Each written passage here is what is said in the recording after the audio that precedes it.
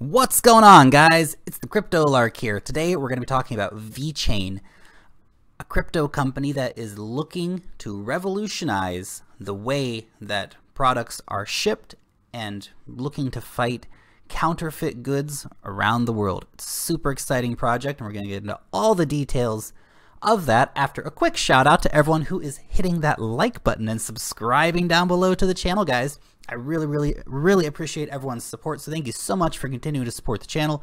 Of course, you can always support me over on Patreon as well, or of course follow me along on steemit.com. Both those things are really awesome. And of course, quick disclaimer, this is not professional financial advice, guys. This is just a dude talking about cryptocurrencies. Let's get into it. So first off, love the website, Vechain. Really nice, really slick. Now, the white paper is self-described as not being a white paper. This is not a white paper. No, it is not. Thank you, Vechain, guys. I appreciate the sense of humor. So they don't go into certain details like, you know, specifics on like coding and all that BS. Of course, not a lot of people like reading that anyway, but they do go really into where they're going, what they want to do, the problems they're trying to solve, etc., etc. And they've actually got this laid out really well on the website as well, so we're not actually going to look at their non-white paper here. We're just going to have a look at the website because it gives us kind of the basic idea of what's going on. Vechain, much like Walton Coin, we're going to talk about that later, but Vechain has real disruptive potential here. And I love projects like this. I love stuff like this in tech space because I am so disgusted by all these counterfeit goods makers. I'm so disgusted by all this global corruption and all these things that hold human society back from all these gross people who keep doing these things. And so look, you may not be too concerned about, you know, French chateaus and how much money they make, but this stuff's important. It's important that people buy genuine goods. So one of the propositions that they're making here is about liquor. So obviously, if you want to buy some French wine in China, it's a tricky proposition because especially if you're buying something really expensive, you just don't know if it's real or not. The counterfeiting industry in China, but also globally, has become so good. It's very difficult to near impossible to tell what is real and what is not real. You know, everything from counterfeit bags to counterfeit wine to counterfeit, you know, Ming Dynasty vases. You know, Al Jazeera has done some very interesting reports on counterfeiting goods in China. And this is just one of the many use cases, but I'm super excited about this use case. So imagine that you are a chateau in China. You want to sell, or sorry, a chateau in France, and you'd like to sell your wine to China. You're participating in the Vechain program. You put a microchip in your label, and so it gets shipped, you scan it, it goes through all relevant customs, scanned, arrives to the shop, scanned again. You as a customer come up with your phone, scan it, and automatically the information comes up. Wine made Bordeaux, France, 2015. Wine shipped Bordeaux, France, 2016. Arrived Shenzhen, China, you know, 1 week later. And all this information is there recorded on the blockchain. Fantastic. Absolutely fantastic idea. Now they're already working with this, the DIG group. DIG, or is it direct wine importers? They are basically already testing this out in Shanghai, so that's pretty cool. That's pretty cool. So it's something that's already, you know, underway, already being tested out. So that's of course a report from Max Kaiser there. Next problem, luxury goods. In the exact same way that wine is a problem, so are luxury goods. How many times have you seen fake Louis Vuitton bags, fake Armani? You know, you go to a market in like Bangkok, or you go to a market in, I don't know, St. Petersburg or something, or anywhere. Fake goods are everywhere. And again, this helps solve that problem. You know that your stuff was made at the source. course, that source is sometimes, you know, debatable. This won't help stop things like a recent news report that I saw that, for example, Louis Vuitton has their shoes mostly made in Romania. However, they are sent to Italy as the top of the shoe and the bottom of the shoe, and an Italian guy goes, okay, I made the shoe. So now it's made in Italy. I don't think this is going to stop that kind of stuff from happening, but it's still a Louis Vuitton shoe. So there's that. There is that. You at least know you're buying the legitimate project. So if you're if you are going to spend 400 euros for a pair of shoes, at least they should be the brand that you want to buy. So that's interesting. Again, I really, really like it. I think it's very interesting. Obviously, a lot of logistics management on the way as well, step by step as they go through the blockchain.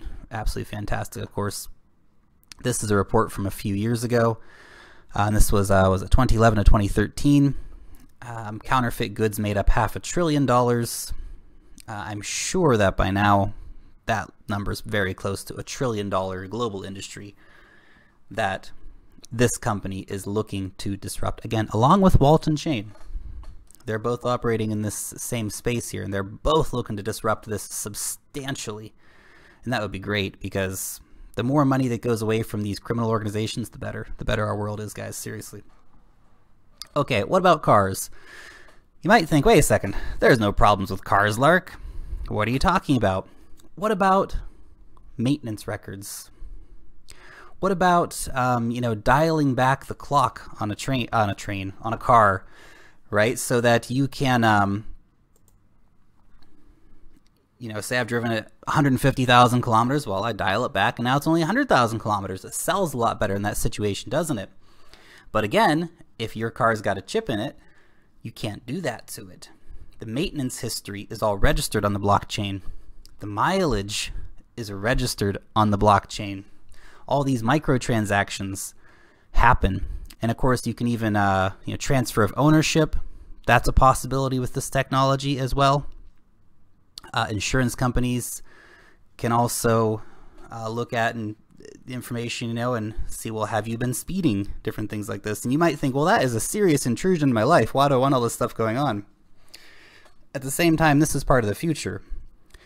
This stuff is good stuff. In order to have, unfortunately, some of these security features, like knowing that you can buy a car, we might actually have to have certain situations where, okay, maybe my insurance company knows more than I want. But of course, maybe that's optional sharing. That's not mentioned here, you know.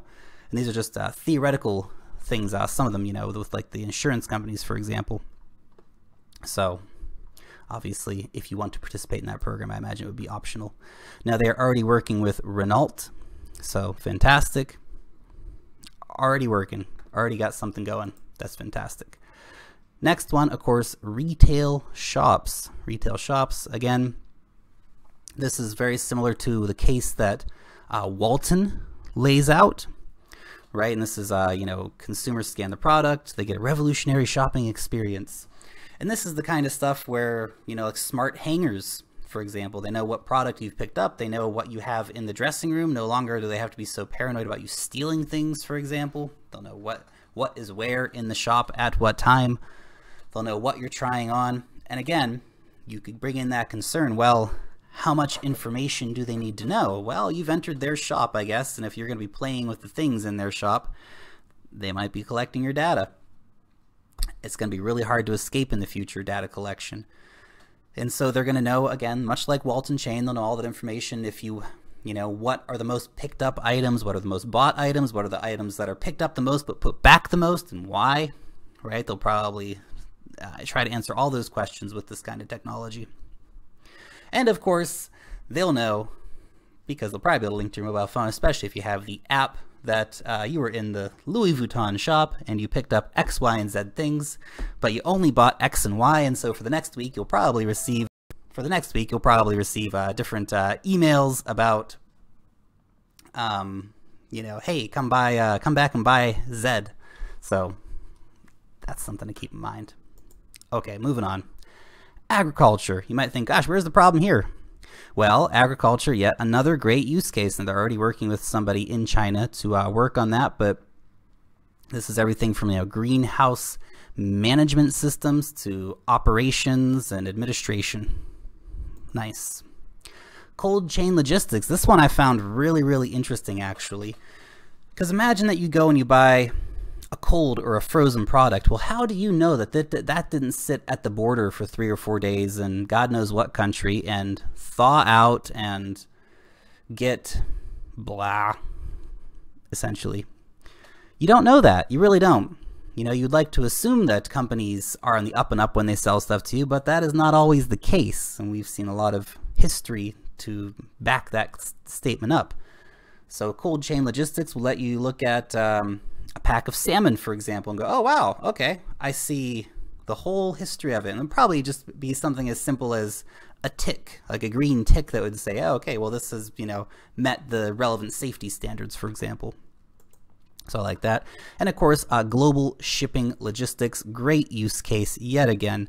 Global shipping logistics is a, getting better, but still very nightmarish for many companies with different management systems, customs forms, and all that kind of stuff. And this could, of course, all be expedited by blockchain technology. And of course, they're already working with Kuehne and Nagel. I hope I said that even close to right. And they are, of course, one of the world's biggest. They are the world's largest freight company, accounting for 10% of air and freight. So great partnership there as well. VeChain's already doing it, already got great partnerships. Of course, I'd like to see them partnered with some of those luxury brands. They're not really in the deep into the retail or the luxury clothing sector yet, but I'm sure they'll be getting that moving up pretty soon. Okay, this is the roadmap moving forward. So different things coming out. Third generation smart chips on the way, for example, and VeChain version 4.0 going live Q4 next year. So it's pretty early days actually with VeChain. So if you're looking to get involved, they still have a lot of stuff to come out. So it's very early days indeed for them. The team here, pretty small team. Now Sunny Lu is probably the most interesting person. Obviously he's the project lead and the CEO. He of course was working over at Louis Vuitton in China and Bacardi in China. So I think he's got a pretty good insight on, the market in China, of course, but also the market as far as dealing with these kind of counterfeit goods. So I like that. Okay. They've also done they've joined PricewaterhouseCoopers Blockchain Accelerator in Hong Kong. Again, just exciting stuff, lots of exciting things. Now the big question is, are they better than WaltonChain? I don't even think we can make that comparison. I think they're both bringing great projects to the table, and I think they'll both move forward and have success. I don't see one replacing the other. Walton's going to kill VeChain or VeChain's going to kill Walton. There's plenty of room for both of them. The problem is so big. The magnitude of global counterfeiting is more than any one company can deal with, no matter how many partnerships they get. In fact, there needs to be even more competitors in this space. Walton and VeChain are just some of the first ones. Okay. Of course, there are some other ICOs coming up looking to deal with global logistics. Imla is a Russian company here. Slogan Coin. I'm not making any, review on any of this stuff. And Haglin, I don't even know. They say they deal with logistics, but who the heck knows, to be honest. Now look, VeChain currently, they've got 1 billion total supply for the token, 278 million currently out on the market. You might ask, well, that's a lot. Where the heck are all of them? Well, look, you can see here probably a lot of it is going to stay locked up for quite a while by the enterprise investors and the private investors. Probably a lot of the people who participated in the crowd sale are the ones responsible for putting these 278 million in circulating supply at the moment. So a lot of that is held up. So there is potential for a lot of it to come into the market, but I think a lot of those institutional investors will be holding it for a much, much longer time than this. Now, it's only 87 million currently for the market cap. Obviously, it's only been out for a few days, so it's very early days trying to determine the value of VeChain, but it's seen a pretty good uptick immediately off. You might want to watch. There could be some good downs on VeChain. Watch for some, price dips if you do want to get in. I think we could see a project here, though, that is very, very, very similar in value and will go probably neck and neck with Walton Coin. Of course, Walton's blasted all the way up to $185,000 market cap. Of course, very different. Of course, there's only 70 million Walton coins and 100 million maximum supply, so we're not going to necessarily see, you know, a $7 VeChain coin straight away. But long term, you just very well might. You just very well might. To see it as a $7 billion company in a few years would not surprise me at all. Of course, long way to go. Very, very early days for VeChain. Sorry, it could be much more than $1 moving forward. That, of course, would assume that all the total supply is out. To see it at $1, or of course about 21,000, 22,000 Satoshis in the very near future would not surprise me at all. So I think this is one that could probably very easily 3x in value coming up. Currently, it is only available over on liqui.io. If you do want to grab some, head over there and pick some up. Of course, as soon as it starts getting listed, like on Binance and stuff, you can see price value will follow. Just like what happened with Sonum, for example. Sonum was only available on Liqui, got listed on Binance, and has now, of course, increased about 3 times in value. I can foresee this happening with VeChain as well. So definitely one to keep an eye on, guys. You know, who knows when that will happen as far as a big increase in value, but it's a really solid project. Real world company doing real world things, already has the partnerships. Great use of blockchain, very disruptive in the space.